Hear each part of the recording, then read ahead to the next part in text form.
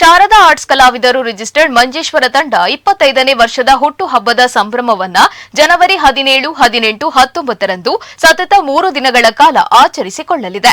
ಬೆಳ್ಳಿ ಸಂಭ್ರಮವನ್ನ ಅವಿಸ್ಮರಣೀಯಗೊಳಿಸಲು ಪರಮ ಪೂಜ್ಯ ಸ್ವಾಮೀಜಿಗಳವರ ಗುರು ಹಿರಿಯರ, ಕಲಾ ಸಂಘಟಕರ, ಕಲಾ ಪೋಷಕರ, ಕಲಾಭಿಮಾನಿಗಳ ಮತ್ತು ಸಂಘ ಸಂಸ್ಥೆಗಳ ಸಹಕಾರದೊಂದಿಗೆ ಉದ್ಯಾವರ ಮಾಡ ಶ್ರೀ ಅರಸು ಮಂಜೇಶ್ವರ ದೇವಗಳ ಕ್ಷೇತ್ರದ ವಠಾರದಲ್ಲಿ ಕಾರ್ಯಕ್ರಮ ಆಯೋಜನೆಗೊಂಡಿದೆ. ಬಹುಭಾಷಾ ಸಂಗಮ ಭೂಮಿಯಾದ ಮಂಜೇಶ್ವರ ಕಾಸರಗೋಡು ಕಲಾ ಐಸಿರಿಯ ಬೀಡು.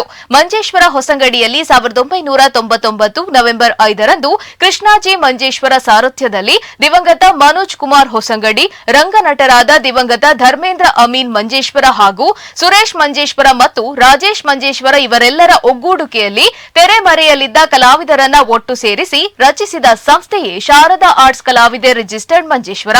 ಇದೀಗ ಈ ಸಂಸ್ಥೆ ಬೆಳ್ಳಿ ಹಬ್ಬದ ಸಂಭ್ರಮದಲ್ಲಿದೆ. ಜನವರಿ 17ರಂದು ಗಣಹೋಮ, ಶಾರದಾ ಪೂಜೆ, ಬೆಳ್ಳಿ ಹಬ್ಬ ಸಂಭ್ರಮದ ಉದ್ಘಾಟನೆ, ದೀಪ ಪ್ರಜ್ವಲನೆ, ಸಭಾ ಕಾರ್ಯಕ್ರಮ, ಶಾರದಾ ಕಲಾ ಪೋಷಕ ಪ್ರಶಸ್ತಿ ಪುರಸ್ಕಾರ ನಡೆಯಲಿದೆ.